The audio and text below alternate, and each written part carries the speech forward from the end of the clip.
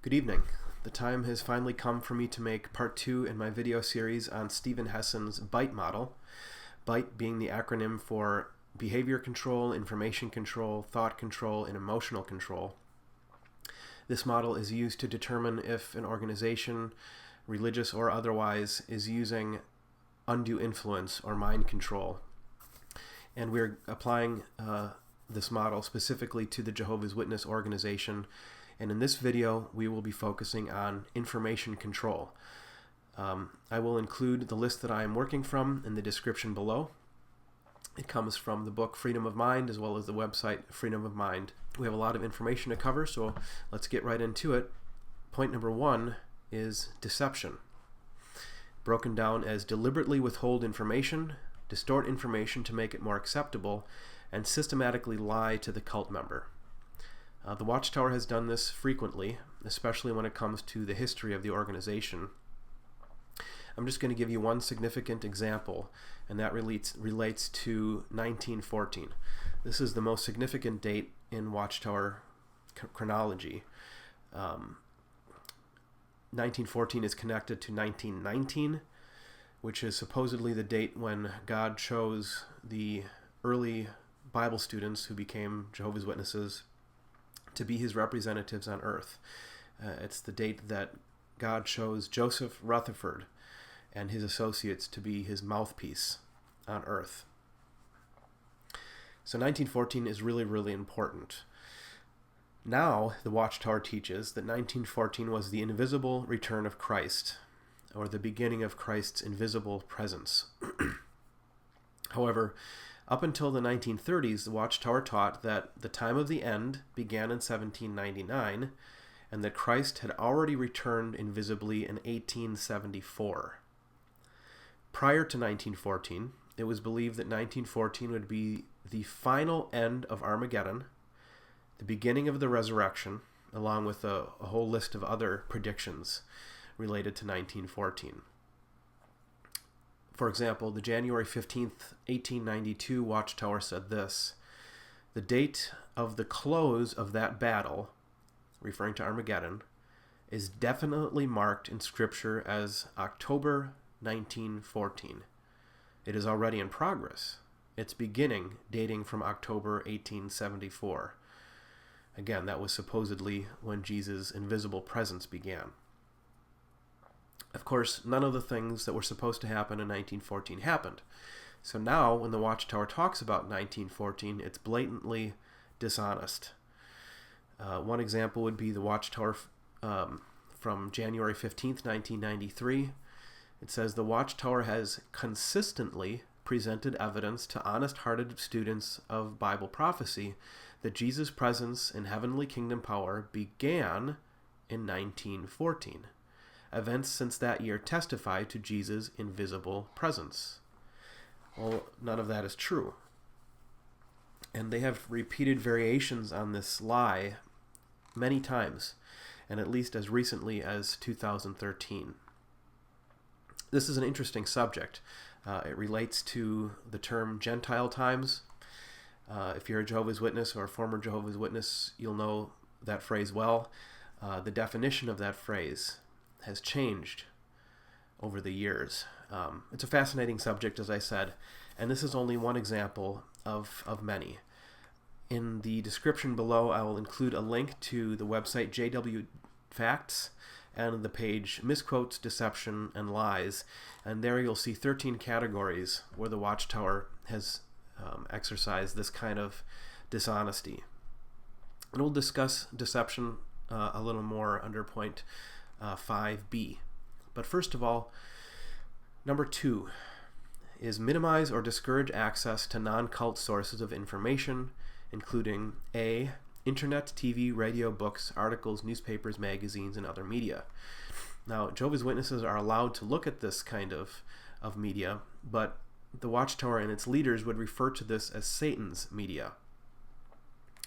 So, although it's wise to be skeptical of things that you come across in the media, this is kind of amped up for Jehovah's Witnesses.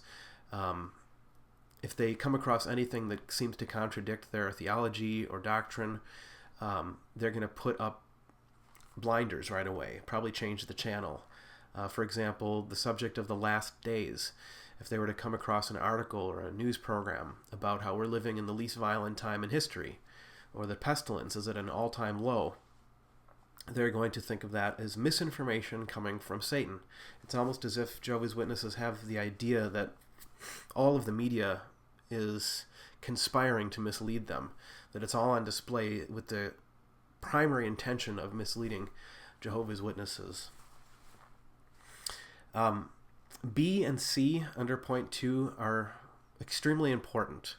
I would argue that they are maybe the most important of the entire BITE model. That is, minimizing or discouraging access to critical information and former members. These two things usually go hand in hand. Jehovah's Witnesses are forbidden from looking at anything critical of the Watchtower, including books and websites by former members, news programs that are critical of Jehovah's Witnesses, such as a Dateline program that aired some years back about the pedophilia scandal that's going on in the Watchtower organization. It's an ongoing problem, and there are ongoing updates in the news about it. The reason I feel that this is such an important subject or point is that Steven Hassan has made the point numerous times that legitimate organizations will not do this. They're not going to prevent you or forbid you or discourage you from looking at things that are critical of your organization or presented by former members of your organization. If the group you're a part of is doing that, it's a red flag. It should make the hairs on the back of your neck stand up. I like the way Steven Hassan puts it in his book, Combating Cult Mind Control, which is his first book. I actually like this one better than Freedom of Mind, the way it's written. But he makes this point on the subheading about information control. People are trapped in destructive cults because they are not only denied access to critical information, but also lack the properly functioning internal mechanisms to process it. So if you are in a cult that is using undue influence or mind control, you can be confronted face to face with proof that your organization has done things that are unethical, that your organization has made false predictions. You might even be able to look at the characteristics, a list of the characteristics of a cult, such as the one found on Freedom of Mind, and not be able to see how it applies to your organization. And it might not be till you find your way out that you can actually go back and look at this list and see how it does, in fact, apply. Point number 2D, keep members busy so they don't have time to think and investigate.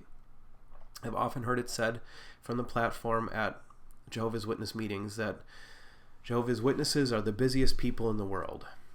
As I said in my last video, most Jehovah's Witnesses work full-time jobs in addition to a long list of requirements such as meeting attendance, recruiting, personal study, family worship, etc. Let's move on to number 3, compartmentalize information into outsider versus insider doctrines.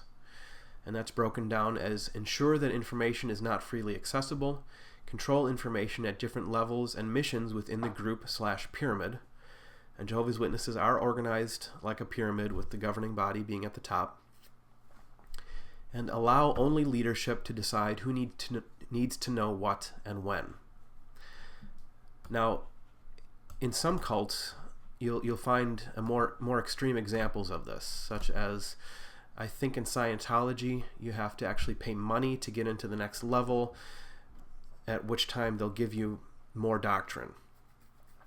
But this does apply to Jehovah's Witnesses through all the levels of indoctrination, starting with your initial contact with Jehovah's Witnesses. Most people's initial contact with Jehovah's Witnesses is either the Watchtower and Awake magazines, which are designed for the public, or jw.org. Both of these use unethical recruitment tactics. A shining example of this is the frequently asked questions page on jw.org. I'm just going to highlight 2 of the questions. One is, do Jehovah's Witnesses feel that they are the only people who will be saved? The first word in the paragraph is no. And then what follows sounds like it's coming from a politician, because you are essentially told yes and no. When, in fact, if you read the Watchtower that's designed for Jehovah's Witnesses, the study edition of the Watchtower, and older Watchtowers, you're going to find that that organization is likened to the Ark of Noah's day. And if you weren't on that ark, you died in the flood.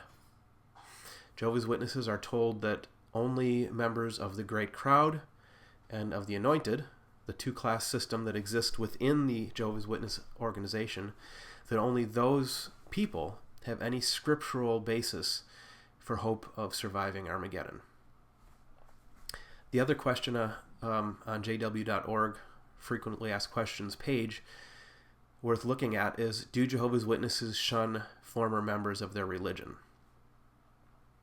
Again, it kind of gives a yes and a no at the same time. It's a very watered down response to that question.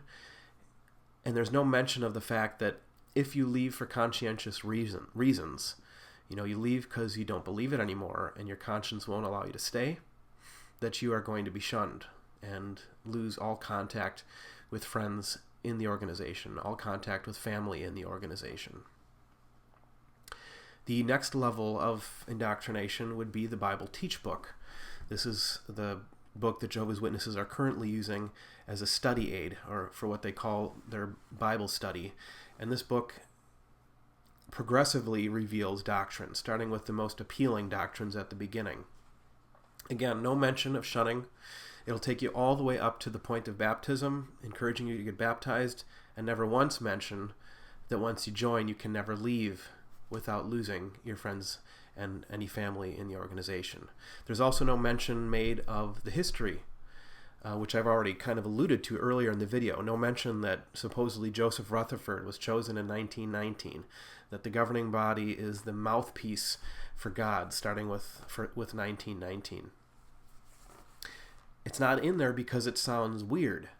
It's going to sound cultish to really anybody who reads it in the early stages of indoctrination. The next book you'll receive as a Bible study or student would be Keep Yourselves in God's Love. This will be the first time that you will likely encounter shunning. There is an appendix at the back of the book about how to treat disfellowshipped ones. At some point in all of this, you're likely going to be given access to the study edition of the Watchtower. Perhaps you'll start attending meetings, and between these two things, you'll start hearing some more detailed Jehovah's Witness doctrines, some of the more far-out beliefs.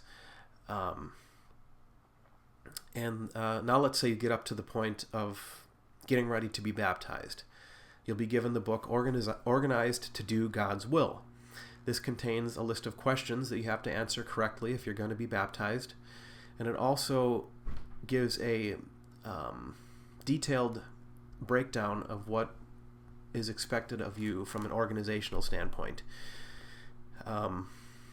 procedural standpoint. Things like, how do you count time? Because Jehovah's Witnesses turn in a report every month for everything that they did in the recruiting work, the hours, the magazines, the books, things like this.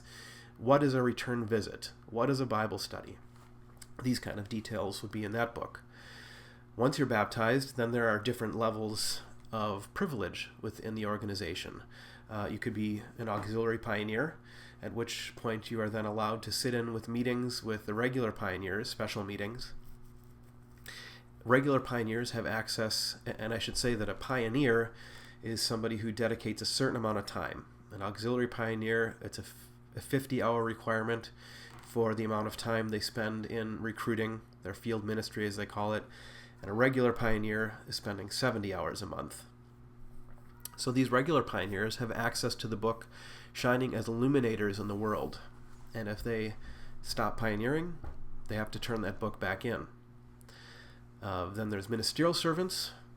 These ministerial servants will be encouraged to become elders, and once you're made an elder, you then have access to the book Shepherd the Flock of God.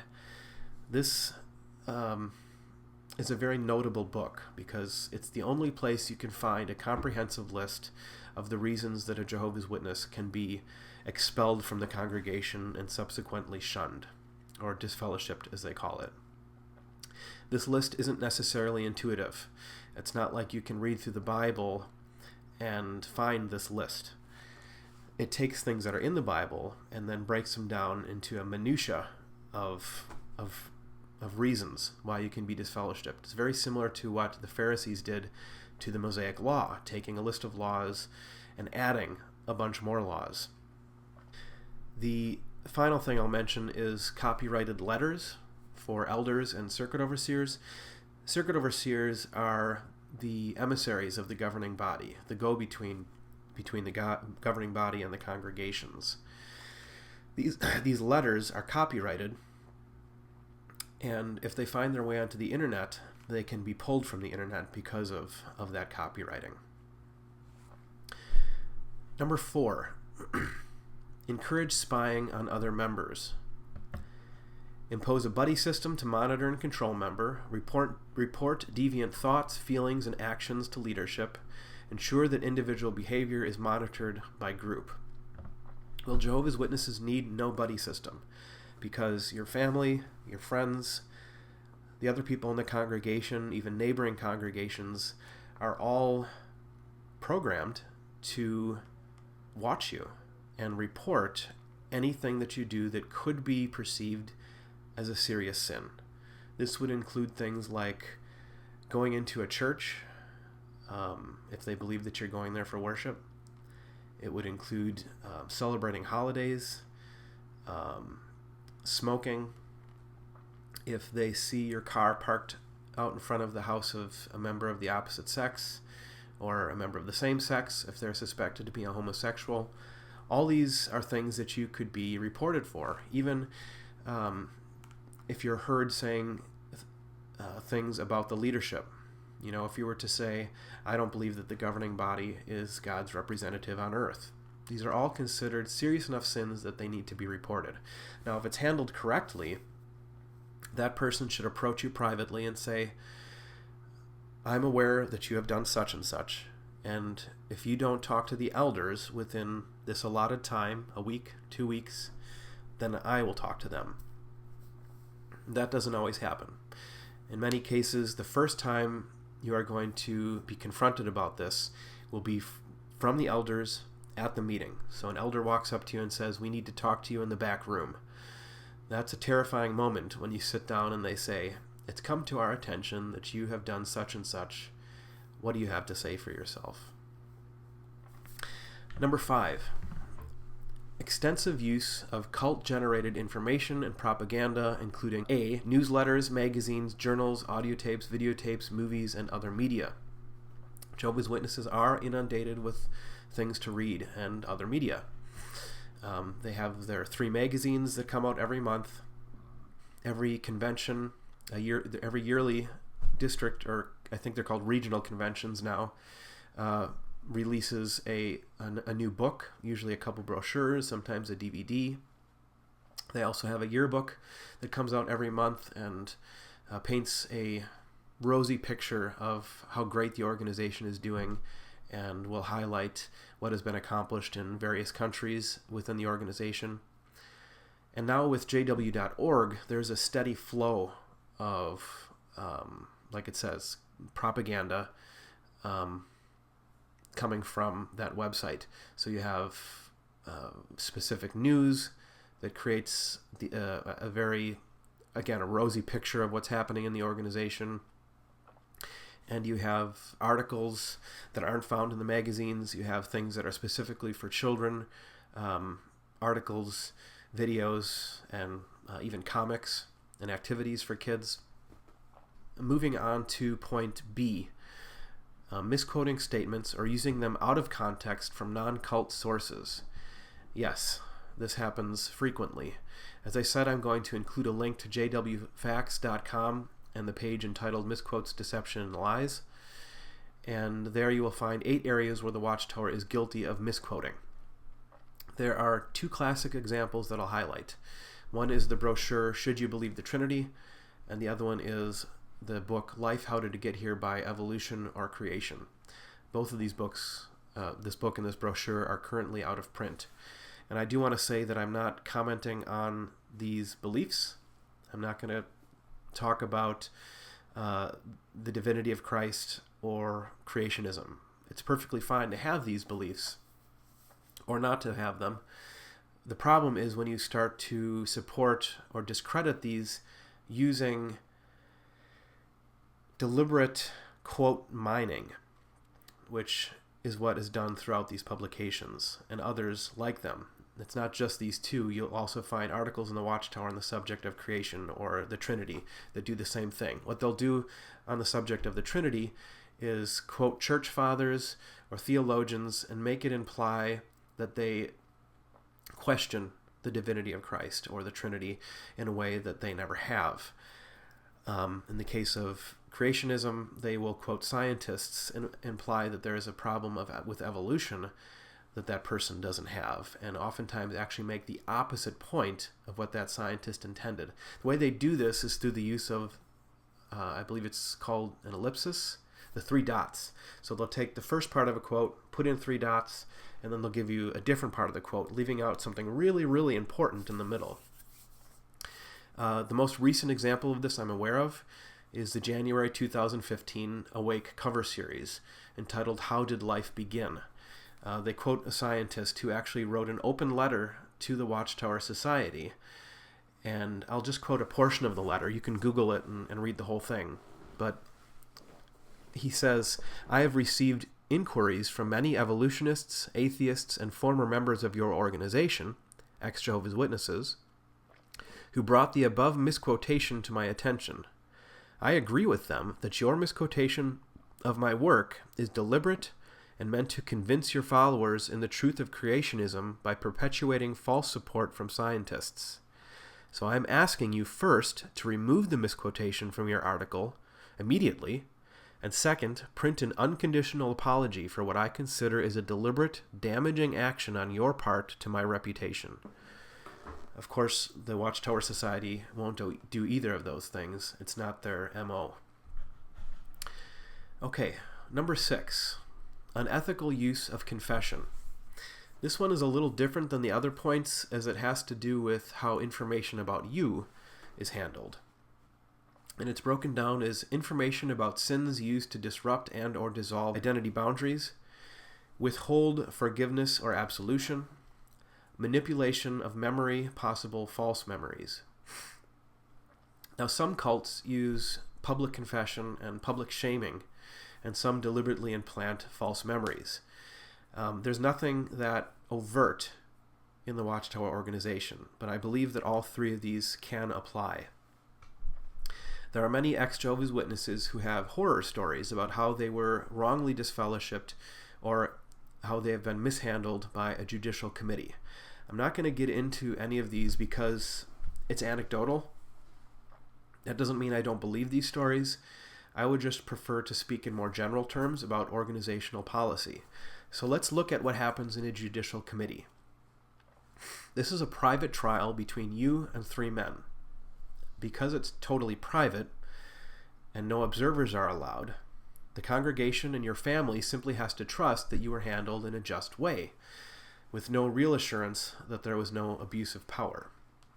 Many would say that this is unethical, and many have pointed out that it's unbiblical, both if you look at the nation of Israel and the early church or congregation. Now, these 3 men are going to ask you a long list of personal questions because they need to look at their book and determine if you have committed a serious sin. This is going to be very detailed, and it's going to be humiliating. Just picture a young woman sitting down with 3 older men being asked intimate questions about things that have happened to her sexually. You might get asked the same question over and over again across the span of multiple meetings. These kind of circumstances do have the potential, I believe, to plant false memories. It's not the intention, but if you keep asking these questions under pressure, the person might start questioning their memory and start maybe even admitting to things that they didn't quite do. Now, Jehovah's Witnesses are told that a person is only disfellowshipped when two things are true: that the person committed a serious sin and that they were unrepentant.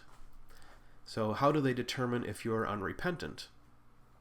Well, it's not just based on what you say or how you feel, although they are looking for you to say certain things. They want to hear that you are sorry that you hurt Jehovah, that you're sorry you brought shame on the organization, that it's not just about you regretting possible punishment. But let's say you're sobbing and you're pleading for forgiveness. You're so ashamed that you hurt God and that you brought shame on his organization. This doesn't guarantee that they're going to view you as repentant. There's a couple reasons why this might be the case that I can think of off the top of my head. One is that this is a second offense. In other words, you have been handled by a judicial committee in the past for something similar or for doing the same thing. You've done it a second time. They will then view that as unrepentant behavior. Or let's say that you were practicing this wrongdoing over a period of time and somebody else brought it to their attention. They would then view you as concealing this wrongdoing, and again, they would label you as unrepentant. I would say that this qualifies as withholding forgiveness or absolution, as well as disrupting and or dissolving your identity. You're crushed with guilt. You're repentant, but they say you're not. Now, what happens after the committee? Well, you're either going to be found repentant or unrepentant. If you are found repentant, you're either going to be reproved privately or publicly. If anybody in the congregation knows about it, you're probably going to be reproved publicly. That means they're going to make an announcement that says so-and-so has been reproved by a judicial committee. If you are found unrepentant, you'll be disfellowshipped, which means that there will be an announcement that so-and-so is no longer one of Jehovah's Witnesses. Now, they're not going to come out and say what you did. However, Jehovah's Witnesses have something in one of their meetings called a local needs talk. These local needs talks will be about where there's a problem in the congregation, where they need to make some improvement. And within a week or two of the announcement made that you are either reproved or disfellowshipped, there will be a talk all about what you did. So Jehovah's Witnesses kind of have the best or worst of both worlds. You're going to get a private trial with the potential for injustice. Then you get to have the public shaming through this local needs talk, because everybody's going to know, or most people will know exactly who it's about. Those that don't will be filled in by the other members. Now, I've only mentioned how a so-called serious sin is handled. I could go on longer about marking and loss of privileges, but I'm not going to take the time to do that. So I will include a Wikipedia link to the page Jehovah's Witnesses and Congregational Discipline. It's a pretty good page that will give you more information about shaming and punishment within the organization. So that's information control as it applies to Jehovah's Witnesses. I feel that all 6 points apply. So out of the 22 points covered so far from the BITE model, 18 have applied. As I said in the last video, if you think that I've been unfair or perhaps missed something, feel free to comment below. And stay tuned for part 3 on thought control. Thank you for watching.